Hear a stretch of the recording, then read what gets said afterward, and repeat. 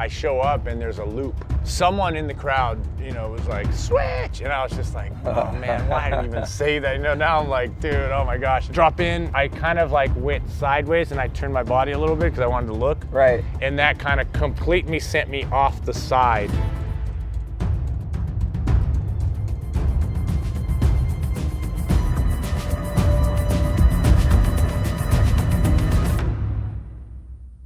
We're here with Bob Burnquist. We're at his house and we're checking out the loop and hearing the stories of the open loop and how it all went down. That's it. Sick. I went to Tampa Pro a bunch of years and I show up and there's a loop, you know, and it was kind of a surprise. I don't think many people knew, you know, and we're like, and I got there and I was just like, oh my gosh, man. So I ended up going and doing it and it was just like, oh my gosh, this is awesome or whatever. It just felt super good. And then it started raining. So then everyone went inside to skate and hang out. And then I was like, man, you know, I'd love to do that thing switch, right? So then I kind of walked out and it was kind of starting rainy, to dry up. But then people were gone. So I was like, oh, perfect. It's not a big circus right now. So I went up there and then started trying to switch. And it was like, oh, it was getting real. And then it ended up being just my session where I could like take the mattress on, take it off now. Right. So and then I was able to do that. And then I did it and I was just like, wow.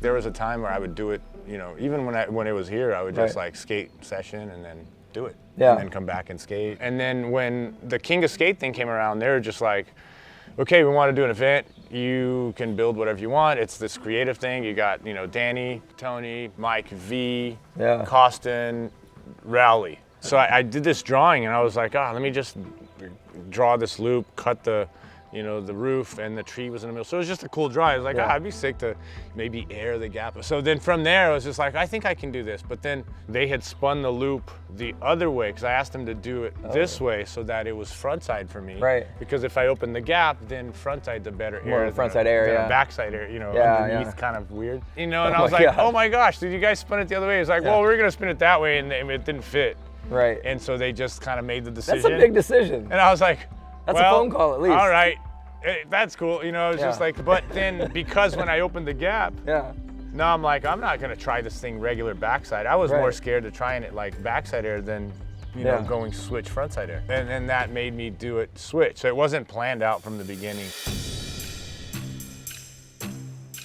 Also, there was no blueprint. There was no exact way to cut it. It was just like, all right, you know, when it was time to cut, I would just go under there and kind of visualize it and be like, cut here, right? So on the spot, and then, you know, I'm like, all right, I think it's cut the right way. Let's put the mattress there. Let me try it for the first time. Let me drop in switch. It's always the first one where you're like, oh my gosh. Because it's going into the unknown. Yeah, you don't know what. That one has some consequences if it doesn't go right. You know, and I'm like, all right, I'll go, you know. Drop in and then this kind of like go for it. And you have to follow the line, right? But it was really hard because I'm switched, so I kind of like went sideways and I turned my body a little bit because I wanted to look. Right. And that kind of completely sent me off the side, you know. And so you did end up off the side. I just did like a full backflip and landed on my feet on the side of the loop. And I was just like, oh my gosh, I did a backflip onto my feet, you know. And time to readjust. Let me just direct. It was getting close to where I was like almost giving up. Like I was just like, I couldn't.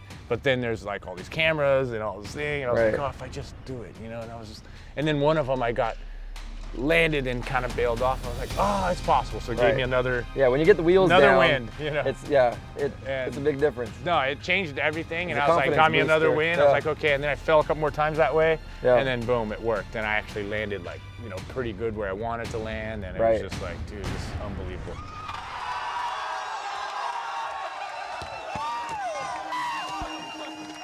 It wasn't something that was fun to skate, you know. It was like incredible feeling once it was over, but it was so quick because every other feeling was pain, scared, you know, and then that every one other moment, emotion, that one moment, when it lands, you know, and you're like, oh, all right, dude, I can't believe that happened. And then to this day, it's like, man, look back at the day and it could have not happened, but just the whole process and Yeah, it was cool. It was quite the experience. It's an honor to have this actually scratched from you from something I've done, man. That's super sick. Right on. And it's such an odd angle of it because I'm not used to. I'm always seeing that one or this one, and I was just like, whoa, that's a unique angle you chose.